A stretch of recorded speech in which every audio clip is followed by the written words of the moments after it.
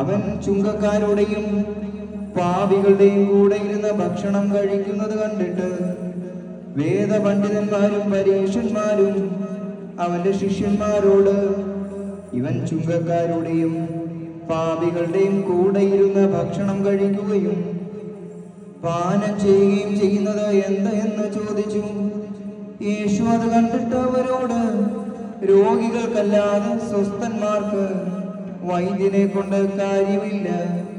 ഞാൻ നീതിമാന്മാരെയല്ല, പാപികളെ അത്രേ വിളിക്കുവാൻ വന്നിരിക്കുന്നത് എന്ന് പറഞ്ഞു. യോഹന്നാന്റെയും പരീക്ഷന്മാരുടെയും ശിഷ്യന്മാർ ഉപവാസം അനുഷ്ഠിച്ചിരുന്നു. അവർ ചെന്ന് അവനോട്, യോഹന്നാന്റെയും പരീക്ഷന്മാരുടെയും ശിഷ്യന്മാർ ഉപവാസം അനുഷ്ഠിക്കുന്നു, നിന്റെ ശിഷ്യന്മാർ ഉപവാസം അനുഷ്ഠിക്കാത്തത് എന്തുകൊണ്ട് എന്ന് ചോദിച്ചു. യേശു അവരോട് പറഞ്ഞു, മണവാളന്റെ തോഴ്മക്കാർക്ക് മണവാളൻ കൂടെ ഉള്ളിടത്തോളം കാലം ഉപവസിക്കുവാൻ സാധിക്കുമോ? ഇല്ല. എന്നാൽ മണവാളൻ അവരിൽ നിന്ന് പിരിയുന്ന കാലം വരും, അപ്പോൾ അവർ ഉപവസിക്കും. ഒരുവനും പഴയ വസ്ത്രത്തിന്മേൽ പുതിയ കഷണം തയ്ച്ചു ചേർക്കാറില്ല. എന്തെന്നാൽ പുതിയ ചേർപ്പ് പഴയതിന് വലിവ് വരുത്തുകയും അങ്ങനെ കീറൽ വർദ്ധിക്കുകയും ചെയ്യും. ഒരുവനും പുതിയ വീഞ്ഞ് പഴയ തോൽക്കുടങ്ങളിൽ ഒഴിക്കാറില്ല. എന്തെന്നാൽ ആ വീഞ്ഞ് തോൽക്കുടങ്ങളെ പിളർക്കുകയും തോൽക്കുടങ്ങൾ നശിച്ച് വീഞ്ഞ് ഒഴുകിപ്പോകുകയും ചെയ്യും. പുതിയ വീഞ്ഞ് പുതിയ തോൽക്കുടങ്ങളിലേക്കാണ് ഒഴിച്ചു വെക്കുന്നത്.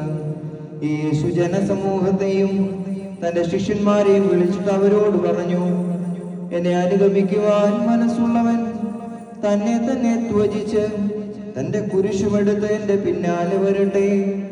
എന്തെന്നാൽ തന്റെ ജീവൻ രക്ഷിപ്പാൻ ആഗ്രഹിക്കുന്നവൻ അത് നഷ്ടപ്പെടുത്തുന്നു.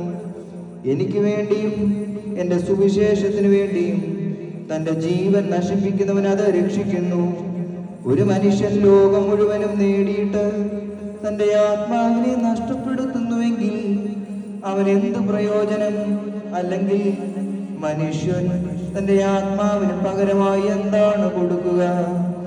എന്തെന്നാൽ പാപവും വ്യഭിചാരവുമുള്ള ഈ വംശത്തിൽ ഒരുവൻ എന്നെ കുറിച്ചും എന്റെ വചനങ്ങളെ കുറിച്ചും ലജ്ജിച്ചാൽ മനുഷ്യപുത്രൻ തന്റെ പരിശുദ്ധ മാലാഖമാരോട് കൂടെ പിതാവിന്റെ മഹത്വത്തിൽ വരുമ്പോൾ അവനെ കുറിച്ചും ലജ്ജിക്കും എന്ന് താൻ കൽപ്പിച്ച് അരുളി ചെയ്തു. പറക്കുമോ? നിങ്ങൾക്കെല്ലാവർക്കും ശാന്തി ഉണ്ടായിരിക്കട്ടെ.